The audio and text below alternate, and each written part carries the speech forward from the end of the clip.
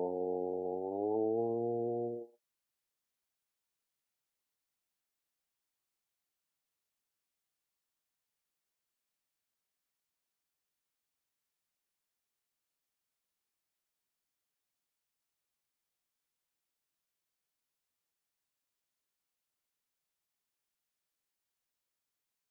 Welcome to Meaningful Month. We commenced our 11th semester on Monday, July 3rd. Today's Monday, July 10th, which means we've completed a week of our 11th semester, and you're still here.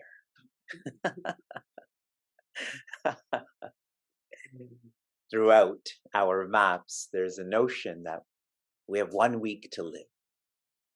There's 168 hours left. So we're still here.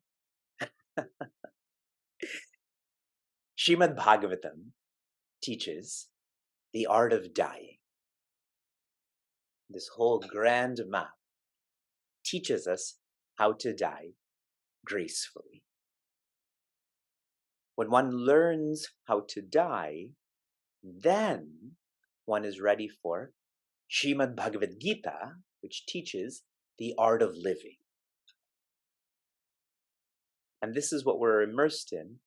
This is Vivek presuming that you've studied Srimad Bhagavatam and that you're ready to die, because here we are, focused on the art of living. In chapter 14, verses 1 and 2, Shri Krishna is focusing on Asi. Asi, that Prince Arjuna, you and I are the same, which means there's no you and there's no I. There's only infinity. Another word for this is Dhamma. Dhamma means locus or home. There is only one locus, one home. In verses 3 and 4, if one does not feel this, if one is not practicing this, then that means one thinks that they are an individual or effect. That I am not infinity, I am an individuality. Sharing different words in these verses, I am an effect, and if there's an effect, there has to be a cause. Shri Krishna is sharing that he is the cause. He is the Bhagavan Narayana before Bhagavan Brahma. He is the seed before the egg. And for anyone who's reflecting on this meaningfully, all of these verses are teaching the same message, that you are not an individual. You are not the ego. Yesterday, a very thoughtful young lady had asked, what is it that God has not created? And the answer is ego. And since God didn't create the ego, that means there is no ego. But it takes us a lot of chapters to feel this. In verse 5, Shri Krishna begins sharing, if one is not identified with the Dhamma, that is the locus or the home, then that means one is identified with the guna, from that rupa, from that nama. Or, if I'm not identified with infinity, I'm identified with qualities that make me an individual. A form that makes me an individual, a name that makes me an individual. Last night, we commenced a new year of our Devi Sangha. A new year.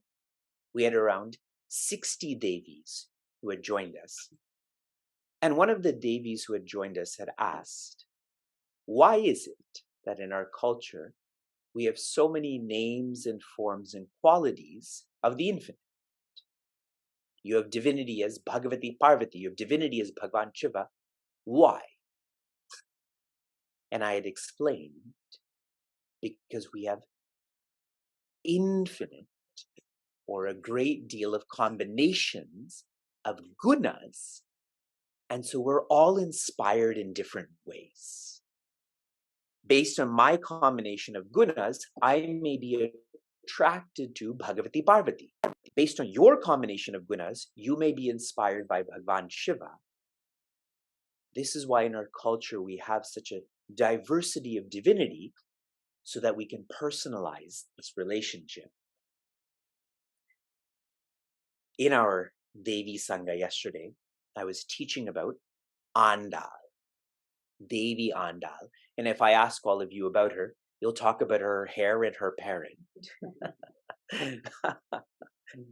But what we learned about Devi Andal is how focused she was, and how we too should focus to go past names and forms and qualities to our nature.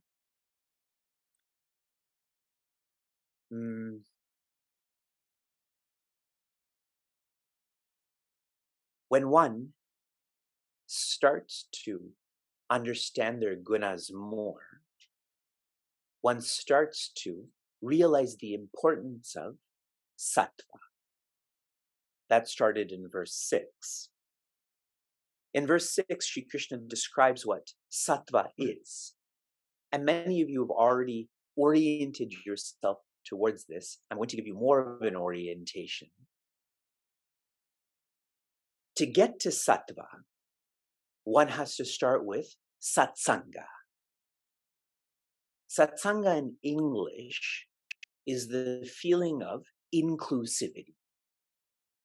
Wherever there's a sense of exclusivity, that is not satsanga. Okay? When one practices inclusivity, then one evolves to sattva. That's the next in this sequence. Sattva feels like integrity. So many of the words that Sri Krishna uses, like purity and clarity and so on, we can summarize that as integrity. What you're learning, you are practicing. Sattva evolves to satya. Satya in English means ideally, where you are not living for the individuality or family or community, you are living not for a person, but for a purpose, an ideal in your life. When one practices satsanga, sattva, satya, that's when one feels sat, which means infinity. So see how Sri Krishna has inserted sattva. The satsanga should already be completed. Now we're working on sattva, and there's more to work on. One more notion before we get into the next verse. Sattva means like sat. The nature of sat can also be understood as silence. Sat means infinity, sat means existence. Infinity, existence don't make any noise. Since sat is silence, sattva is quietness. Quietness is not silence, but it's like silence. Quietness, the more you authentically and deepen this feeling, you are led to silence. And that's why I shared very strongly yesterday. What is the value that society needs? Introversion. To be inward looking, to be quieter. Sri Krishna continues explaining his table of contents in verse 7. Rajo ragatmakam vidhi Trishna sanga samudbhavam tannibadnati kaunteya karma sangena dehinam. joy. From sattva to raja. Shri Krishna shares, raja vidhi. What you should know about raja, atmakam, it is of the nature of raga. Raja is of the nature of raga. Raga begins as likes. Likes. Think of this practically. If I like you, the automatic implication is I don't like you. Already inclusivity is broken. Correct? When I interact with our less mature high school students and it comes to athletics, they always want to have team captains. And I always tell them, we're not going to have team captains. We're just going to count 1, 2, 1, 2, 1, 2. With team captains, where you pick which players you want on your team, it's an expression of raja. I like you, so I want you on my team. And even if I don't say I don't like you, you're going to feel that, correct? Likes, when they are not checked, they become heavier too. Raga also means attachment. When you don't check likes, they turn into attachment. But the fall's not over yet. There's lots more to fall. In the second quarter, samudbhavam, what is born from raga? Trishna sanga, what is born from associating with raja or raga, is trishna. Trishna here means one is becoming, one is doing, and that's why we call raja as aggressiveness. Whatever you're attached to, you can't stop thinking about them. In chapter, Shri Krishna shared, what comes after raga? Bhaya, or fear. What comes after fear? I've forgotten. Can you remind me what comes after bhaya? Krodha, anger. Yes? So the sequence is, what is raja? Likes, expresses attachment, which expresses as aggressiveness. Third quarter, Kaunteya. Remember he earlier called Prince Arjuna by Anaga. Now he's changed the gunas. So he's changed Prince Arjuna's name to Kaunteya. You're the son of Kunti. See the attachment that's presented just in that. Tan nibadnati, this guna is also a rope. It binds you. Now some thoughts on this word bandha, because it keeps coming up about binding. What does being bound feel like? You're shaken more. Being bound means you're shaken more. In our retreat, we had a 3-legged race. And so 2 legs are bound. And so when one is walking, one is less balanced, correct? One is more shaken. When I walk just with my legs, I'm more balanced, less shaken. And Shri Krishna is also sharing here is that sattva controls you less. Raja controls you more. Tama, which is coming tomorrow, even though it's already here, but it's coming tomorrow, controls you the most. Controls you the most.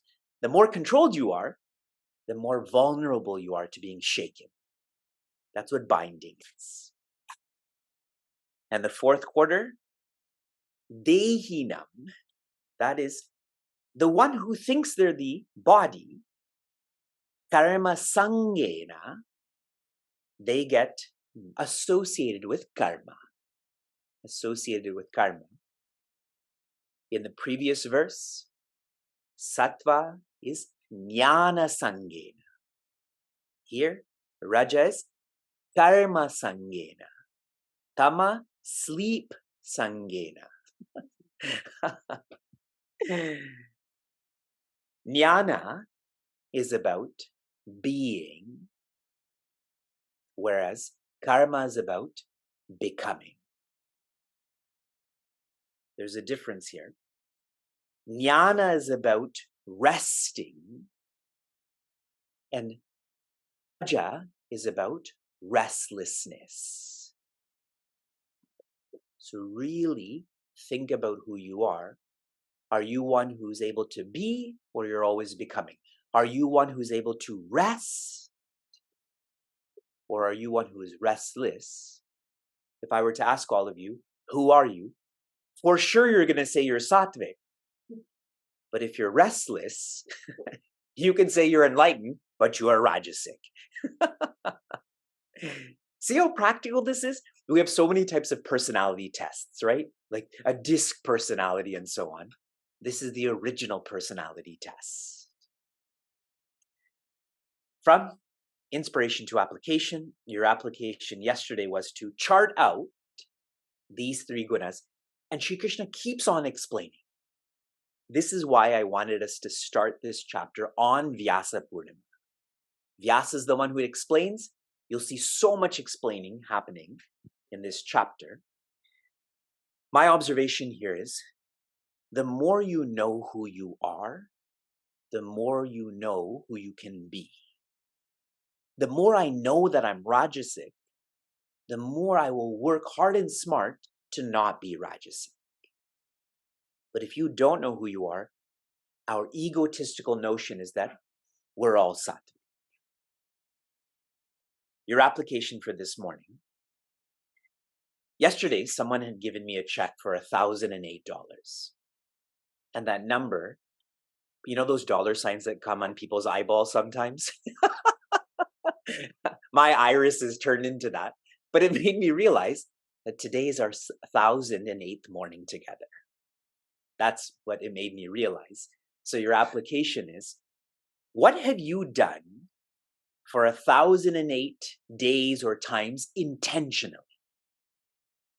What have you done in your life for so long in an intentional way? So don't say breathing.